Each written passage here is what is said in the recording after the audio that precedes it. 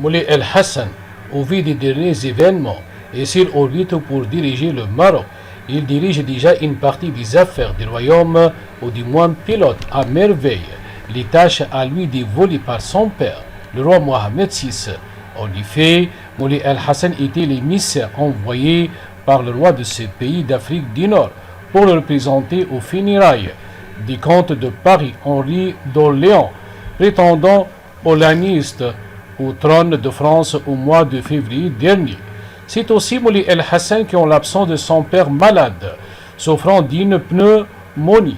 bilatérale aiguë d'origine virale, a été représenté le Maroc tout entier aux obsèques de l'ancien chef de l'État français, Jacques Chirac, décédé le 26 septembre dernier à l'âge de 86 ans, et dont l'enterrement a eu lieu en France le 30 du même mois. Ce jour-là, le jeune Moulay El-Hassan a été reçu par le couple présidentiel français Emmanuel Macron et son épouse Brigitte. Une poigne et une carrière de roi. Moulay El-Hassan, c'est celui qui, en empruntant une ruelle dans un état de délabrement avancé, alors qu'il se rendait chez sa grand-mère,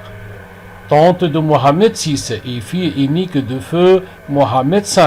a tapé 10 points sur la table pour que le département des infrastructures intervienne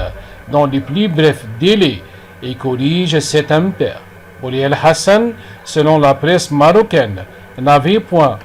digéré le piteux état de la chaussée et l'absence d'éclairage sur cette voie qui sert à tous les Marocains.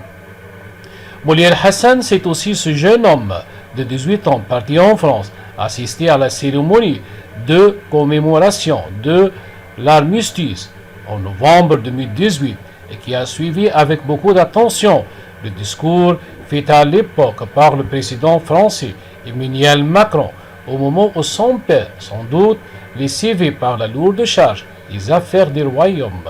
de l'Afrique et même du monde, s'était permis un léger assoupissement et sans nul doute le jeune Moulay El-Hassan a bien pris le soin de faire à son père le récit de tout ce qui s'était passé sur place durant son sommet fugitif. Bref, de plus en plus de responsabilités de représentation publique dévolues au prince Moulay El-Hassan qui se bonifie jour après jour grâce à la formation permanente reçue de son coach et père, le roi Mohamed VI.